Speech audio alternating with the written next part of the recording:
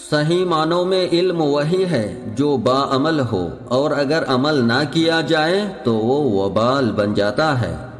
جس شخص کو اللہ تعالیٰ پسند کر لے، اسے کیا پرواہ کہ مخلوق اسے پسند کرے یا نہ کرے۔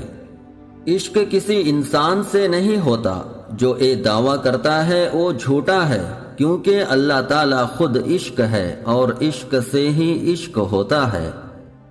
نفس 4 چیزوں سے ہلاک ہو جاتا ہے: خاموشی کا خنجر، بھوک کی تلوار، لوگوں کے مجمع سے الگ تھلگ اور تنہا رہنا، کم سونا۔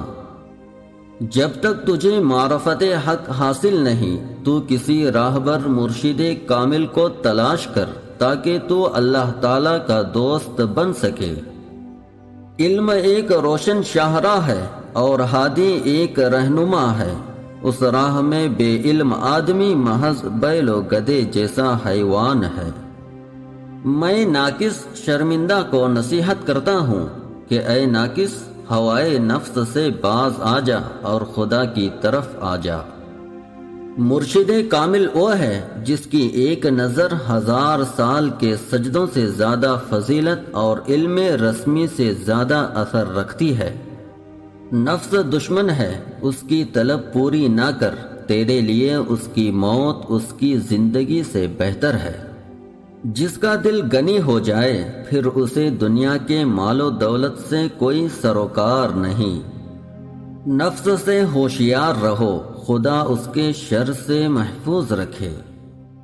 فقر کے لیے لازم ہے کہ ہر دن کو روز محشر خیال کرے اور اس دن کے حساب کتاب کے لیے اپنے آپ کو تیار کرے۔ جو شخص اس میں اللہ تعالیٰ سے منع کرتا ہے وہ یا تو کافر ہے یا منافق ہے اور یا حاسد و متکبر۔ کھانا اور سونا عشق کے مرتبے سے انسان کو دور لے جاتے ہیں، اس لیے اس سے اجتناب ہی منزل عشق کی انتہا تک لے جانے کا باعث ہے۔ ذکر اللہ کے بغیر دل ہرگز زندہ نہیں ہوتا اور نفس ہرگز نہیں مرتا۔ عورت ذات 3 چیزوں پر مان کرتی ہے: حسن، جسم، دولت۔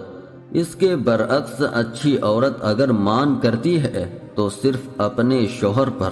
مال و دنیا فساد اور جھگڑے کی جڑ ہے، جو اس سے بچ گیا وہی حضور الہی کا حقدار بن گیا۔ کامل وہ ہے جو سب سے پہلے اپنے نفس پر تجربہ کرے اور خود کو امتحان و آزمائش میں ڈالے۔